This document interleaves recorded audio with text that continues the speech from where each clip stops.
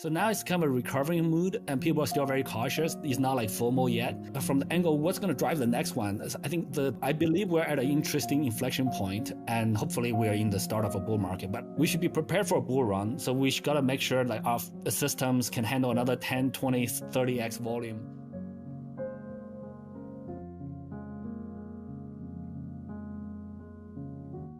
Founder of the largest crypto trading platform believes that a significant moment is approaching for the crypto market.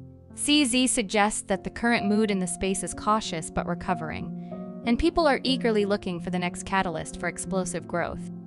He mentions that coins like Dogecoin have gained popularity due to uncertainty about the next big thing in crypto. CZ emphasizes the need for businesses and investors to be prepared for both bull and bear markets, highlighting the importance of stability and financial resilience. Today's video guest has been involved in the crypto space since 2013 and has more experience in the field than anyone else. And there is a huge reason behind why he thinks that we are at the beginning of the next bull market. Watch until the end of the video to know why. It's an interesting mood right now, I think. So from my experience, I got into crypto from 2013, right? So that was one bull market that year. So went from $100 to $1,000, and then there was 1 year of drop in 2014, and then 2015 we started to recover, and so it's 1 year sharp drop and a 1 year recovery, and then 1 or 2 years of all-time highs. So that's 2016, 2017. 2017, 21,000. That was then everyone's rushing in. 2013 was like a Bitcoin cycle. Everyone's like, well, what's this new thing about Bitcoin? 2017 was an ICO year. So Ethereum ERC20 tokens, anyone can issue a token, a white paper, fundraising.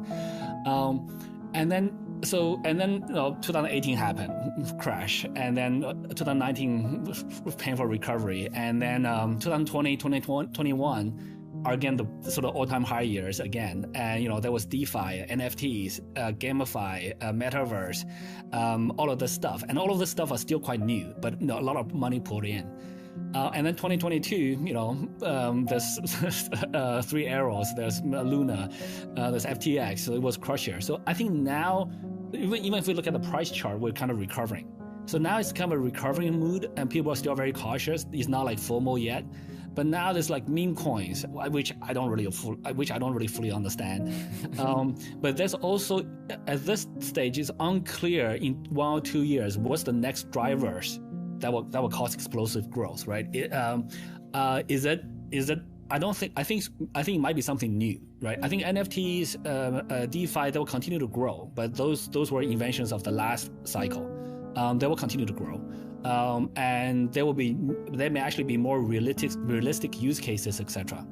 But from the angle, what's going to drive the next one? I think the mood is everyone's looking for that right now. We're not sure, and this is why. And when we're not sure, I think this is probably why a lot of people piled into meme coin, and they couldn't figure out what exactly is the next one. Meme coin sounds fun, but it shows that there are funds that are ready to be deployed. Right, so people want to buy stuff, and they look at meme coins, they pile in. So that's my read. I believe we're at an interesting inflection point. Again, I could be very wrong. Hopefully, we're past the bottom of the bear market, and hopefully we are in the start of a bull market. So there's nothing says we have to get another cycle. The history pattern is quite clear if you look at it, but all swans were white until you saw a black one. So so history doesn't predict the future, and we can't just say because previously there was fairly distinct 4-year cycles, there's going to be a new one. So I think we got to take that into consideration. It may be, it may not. And so the way I would position businesses are, we should be prepared for a bull run. So we got to make sure like our systems can handle another 10, 20, 30x volume. But we should also be prepared financially for another 90% crash, right? So we got to have the stamina to last. So that's how we would run a business. That's how Binance is structured today. So we can survive on both sides. For people, I would usually recommend similar situations. And everybody is in a different situation, so it's very hard to give advice to individuals. But that's how I usually structure things. in the bear market, I think probably as that driver said, if you can just drive normally, just don't if you just don't skid and go into the ditch, then that's so in bear markets is basically about survival, right? So about stability, survival, etc.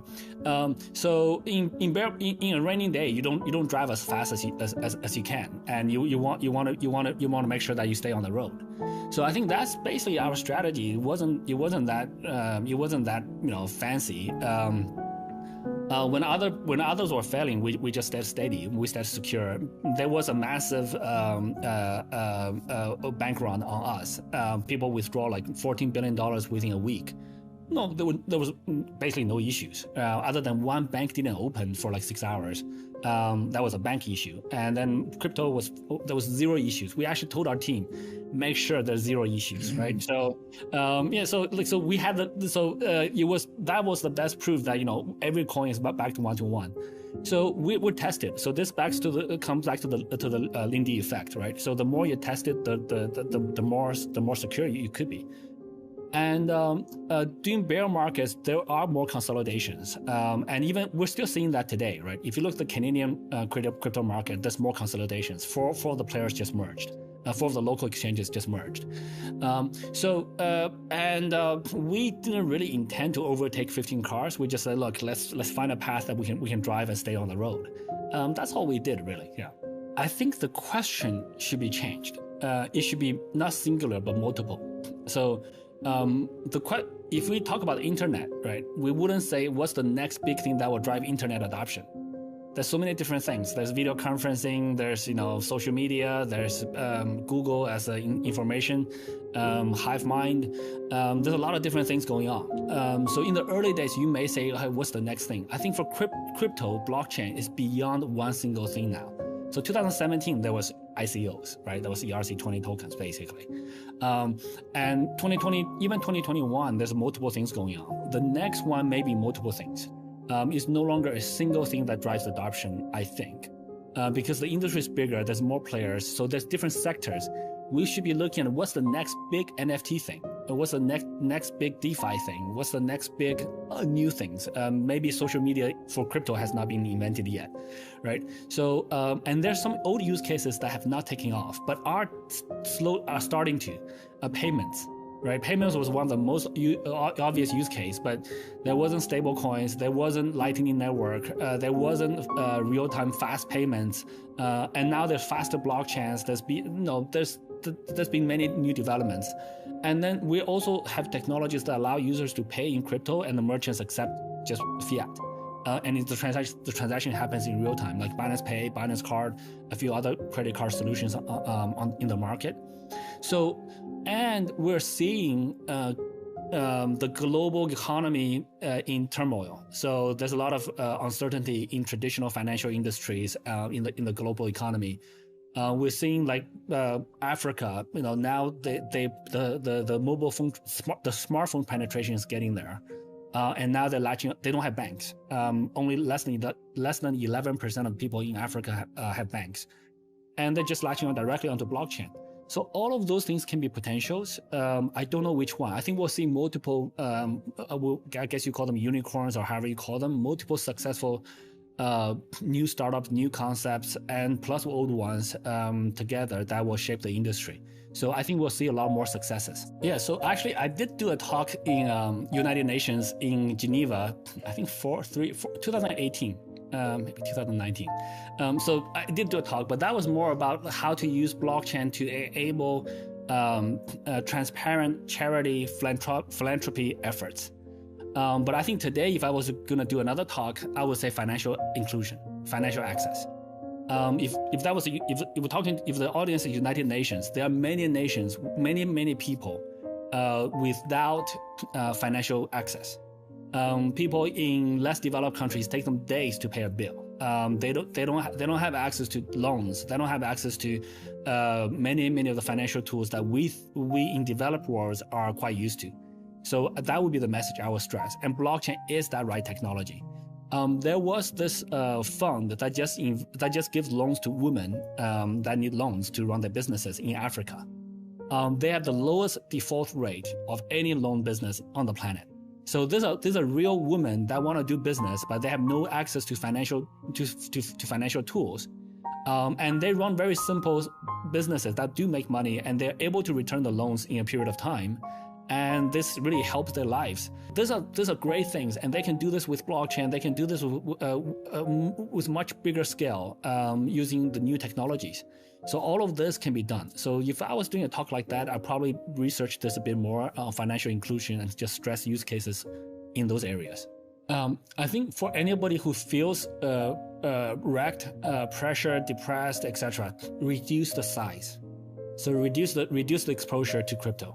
So fundamentally, if you feel that, if your investment performance affects your emotions, then you probably invested too much. Half it or reduce it by a third or a fifth.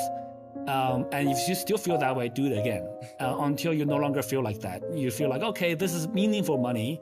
I want to make money on it. And then, but if it drops by 10, 20, 50%, or even 100%, I'm still fine. That's the right size. I think that's sizing is very, very important. So instead of listening to people on Twitter, oh, it's going to go up, it's going to go down. People don't tell about what percentage of their assets they're putting into that trade. So that's super important. And then the risk management we talked about earlier. Don't put everything in one basket. Don't put everything in one trade. Don't put everything in one coin. All of that matters. But fundamentally, if people are feeling stressed, they invested too much. Reduce the size and then try again. So also, if you want to start with a small size. Start with $100, with $1,000, whatever is comfortable to you. If you lose it, it's gone. And you should be fine with it. If you make money out of it, then maybe double the size, maybe slowly increase that over time. So don't go all in. So I think that's a very much risk management, but a very specifically sizing issue. If you're stressed out about this investment and it's going to wreck your life, it's going to change your lifestyle, you're not going to be able to pay rent, then the investment size is wrong. Haven't we all? Yes, I learned this lesson the hard way years ago. So I worked in Bloomberg, and then after Bloomberg, so 2005, I tried some trading on some stocks. Everything I trade, it just feels like anything I touch, it goes down. Anytime I sell, it goes up. So and it was just so hard. And then even crypto, when I first got into crypto in 2012, 2013-ish, I tried trading crypto a little bit, and then was like, okay, no, just buy and hold. Just buy and hold. I'm not a trader, and 90-something% of people are not traders, and that's nothing wrong with that. Trading takes a very special skill. And the professionals are honed over multiple decades per person, right? So they learn this skill over many years. And they have many special tools. For most people, trading is difficult. For most people, use it as a tool. It's buy, hold it, use it for payments, commerce, etc. Trading is not for everyone. So for most people, I would say don't trade. But yeah, and the emotional aspect of it. But I'm also in this industry, right? So I see a lot of traders. I see a lot of guys who do well, who don't do well. And the emotional aspect is very, very intense. So if you can't handle that emotion, then you got to reduce the size. CZ shared his thoughts about the current situation of the market and what he thinks is coming. And based on what he said, we are on the edge start of the next bull run. These are some exciting news for the community, especially it's coming out of the mouth of one of the most famous people in this world and the richest person in the history of crypto. Hope you enjoyed watching the video.